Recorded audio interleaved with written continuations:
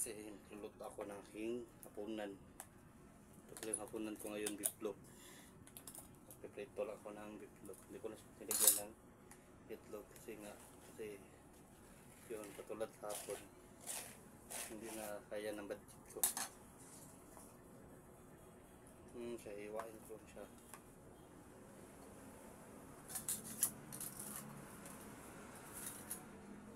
Iwain ko muna yung yung akong ulap. Iwa ko lang siya. So, mahilig pala ako sa ganitong ulam guys. Lagi ko itong niluluto.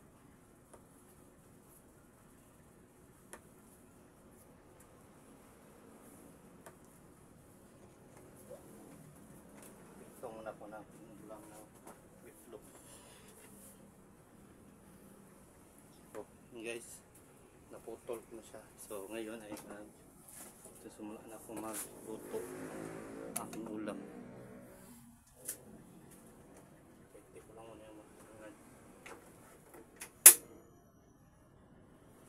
Ito lang pala yung lulutuin kung guys yung beefloaf ko kasi wala na ko ibang butay. Kahapon meron akong halong na nituto.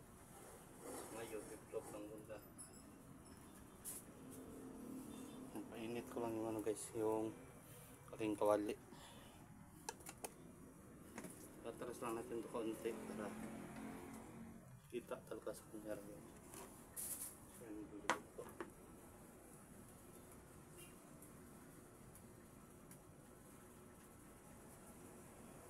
Ano pala yung aking ano.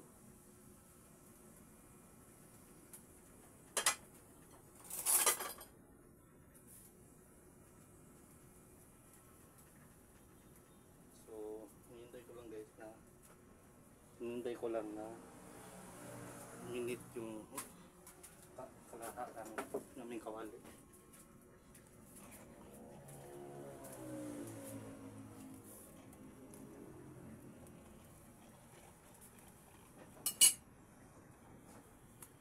Ganito lang siya guys, simple lang nung nagluto ng beefloaf. Prito lang naman to, hindi ko naman to nilagyan ng mga ng itlog siya, ano yung, pero minsan nilalagyan ko ng itlog yung beefloaf para masukarap naman. So, painitin ko lang siya. Ano ko lang kung mainit na ba siya. So, madali lang ito gawin guys.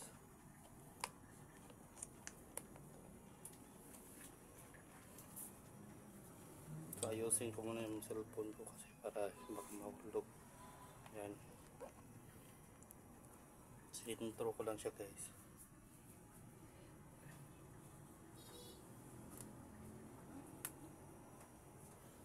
Subukan muna natin, ilagay natin itong isa.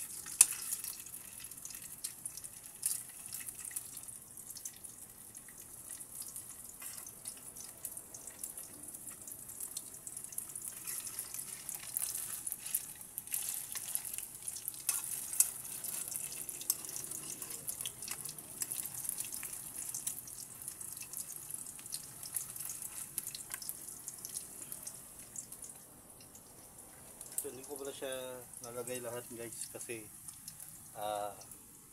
wala lang space eh. May naiwan pa ditong apat.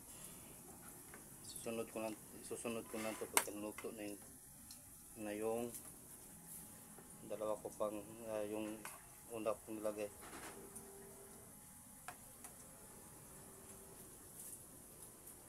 Dito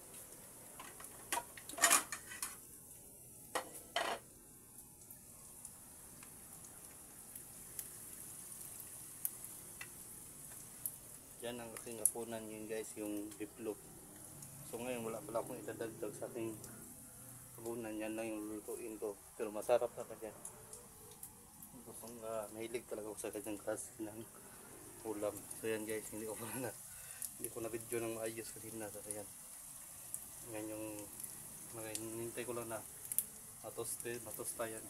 Pagkatapos ay babalik na rin ko na.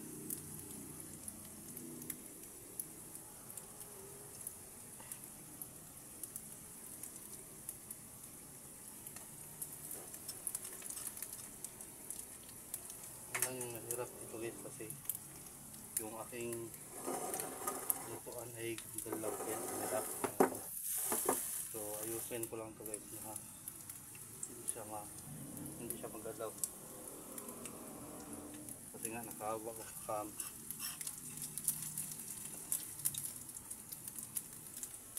So gusto ko pala sa guys, sa aking niluluto ay tusta talaga siya, yung loob niya ay tusta siya. Yun yung gusto ko sa pagkatuto ng bitlog guys. So guys, kung napapansin nyo, nagpupunas ako kasi talagang mainit kasi dito eh.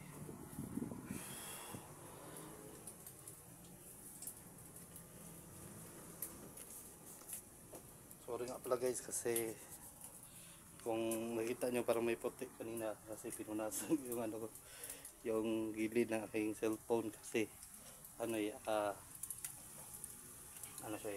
meron siyang may mga mantika siya, yung kamay ko kasi nagkamantika.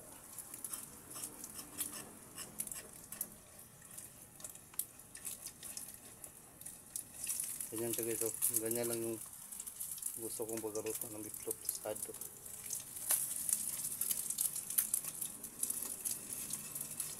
Ito yung paborito kong ulam guys, paborito kong tutuin.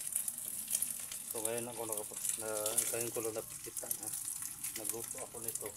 Yung una ko palang niluto nung nag-vlog ako ng pagluluto ko yung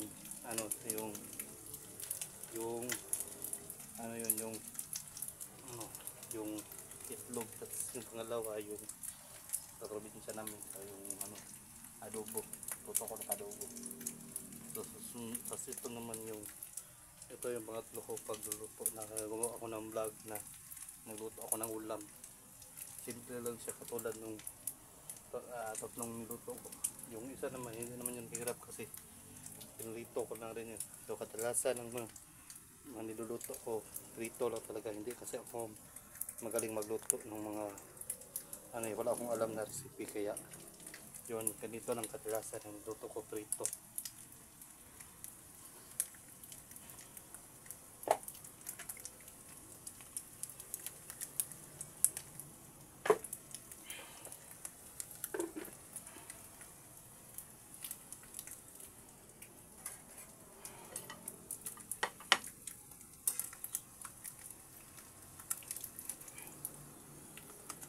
Ganyan lang siya guys, tinutosta ko lang yung itlog.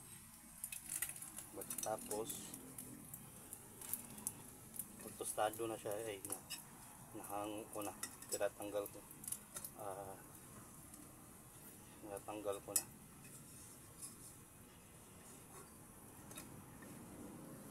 Hirap ko na dyan kasi hinawakan yung itlog ko. Ilagay ko lang muna siya dito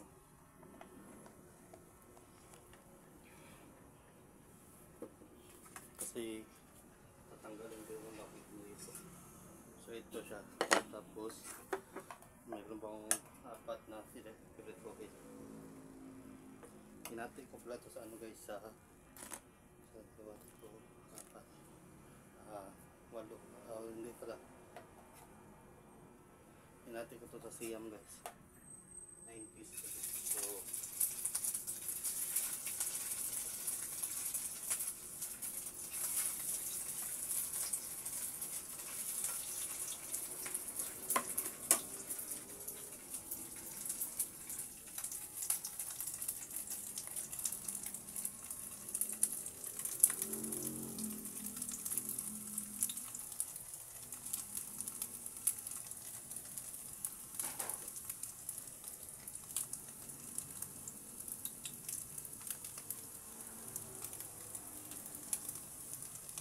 ito pala yung finished product na niluto ko guys. normal lang talaga siya. So siguro alam niyo kung paano yan lutuin. Basta pag nagluto kayo ng ganito, itusta nyo siya, tustahin nyo siya. Advice ko lang, mas patustahin nyo siya kaunti, tapos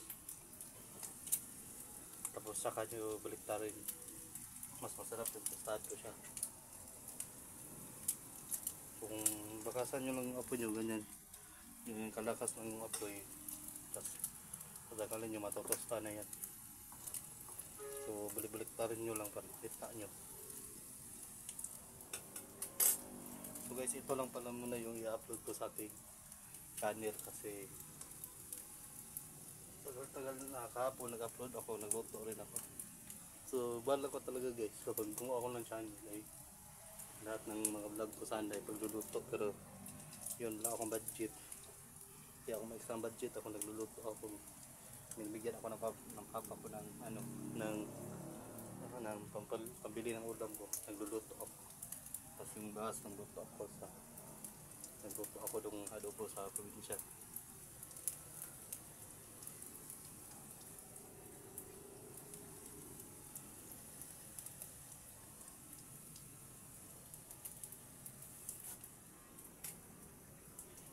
Ready ko.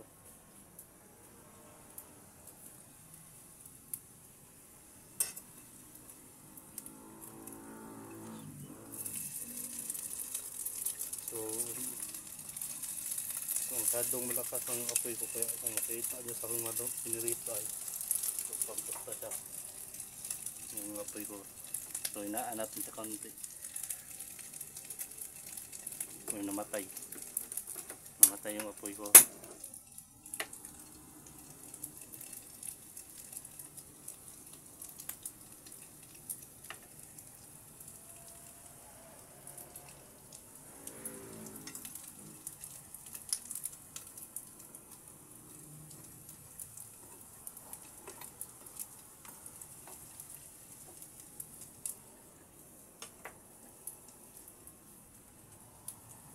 So yan, malakas yung apoy ko, ganyan yung nangyari. Ito yung kinalabasan nyo, tostado siya, toasted loaf. Napabayaan ko lang siya dyan na matosta. Sa pagkatapos ay nanganguin ko na siya.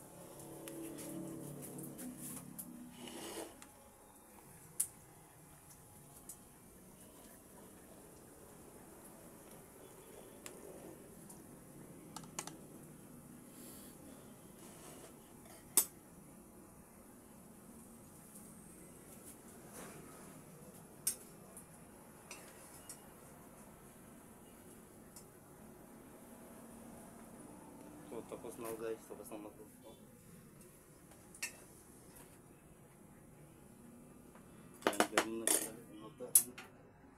Look, kasi prito lang naman eh. So guys, sana panoorin niyo yung video ko.